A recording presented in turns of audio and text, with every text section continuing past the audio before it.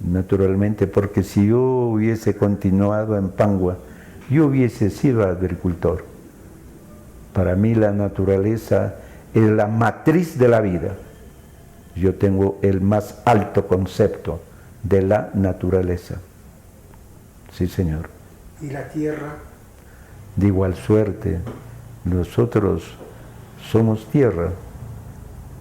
Lo que pasa es que la configuración física, la estructura de tener manos, cabeza, tórax, extremidades, etcétera, etcétera, nos diferencia, pero en la unidad hay la construcción de la diferencia.